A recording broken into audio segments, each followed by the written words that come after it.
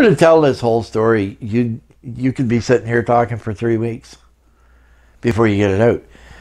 What I have found in all of this is if you take a little piece, try to make sense of it, people look at you and say, well, how would it get to that point? Well, you've almost got to go to the beginning and start and explain it all out, because I've never seen anything like it. In industry for 40 years, and a lot of help set up safety and health programs for the railroad and everything else, I've never seen anything like it. I've never seen a group of people at a table who you have a little cluster there who are bound determined they're going to micromanage, they're going to run things their own way. And there's 5 of them at the table that outvote anything that goes on. They just outvote it. If there's a motion made they don't like, they just vote it down. It's no problem. The chair became Tamara Nicol, vice chair became Roberta Brewer.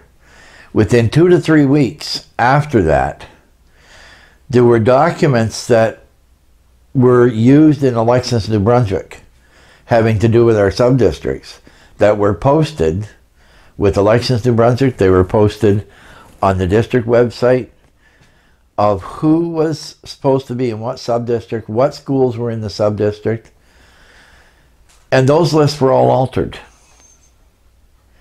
Now, there was no meeting where they were altered. There was nothing said about how they were altered. But all of a sudden, it was claimed by Tamara Nicol that she had consensus from a meeting to do that. Wasn't any meeting I was at. So I sent emails and I asked a question, one question. Who had the authority and altered the documents? Now here we are, a year and a half later. Nobody's ever answered that question. But it was answered February 19th, and it's on the tape I have of the February 19th meeting, where she states in her own voice, she had the superintendent and his secretary alter the documents. Is that an illegal act? Yes, it is, because you're altering. It's Regulation 2001-24, sub-district boundaries.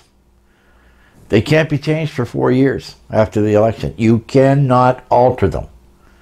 And yet it was done. I was removed March the 19th from the Anglophone East DEC. The meeting that was held, I never received a document from the meeting. I've never received a document yet.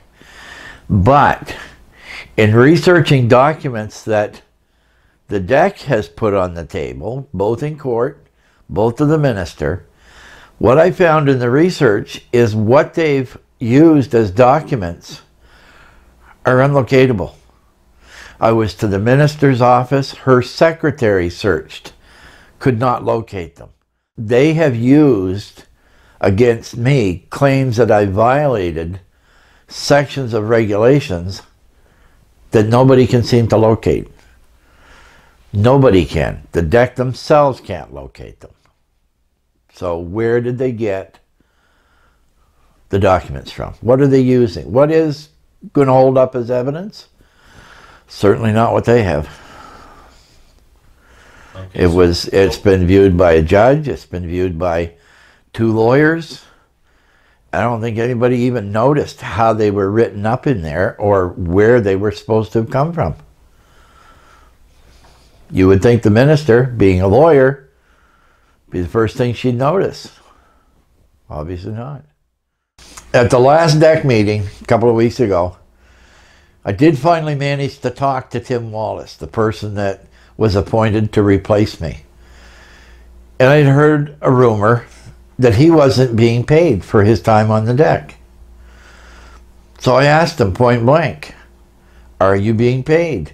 His response was, no, he's never received any money for being on that DEC so far. Now, if I was legally removed and they stopped my check in April of last year, why hasn't he gotten paid?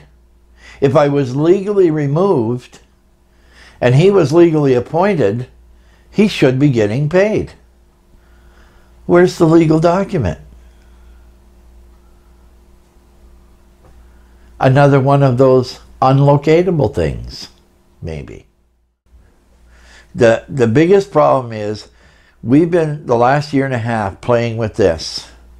Bothers me the most about it is we're playing about something that started as a lie. It was started by 5 members of the DEC, and I won't call it anything but a lie because there's too much evidence to prove otherwise.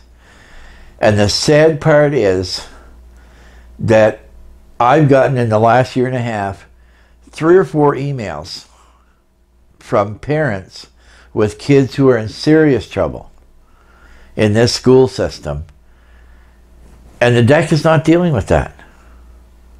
If you bring it up to them, they either ignore it or they just hand it off to the superintendent because they're convinced, I think, they work for the district. They don't work for the people that put them there.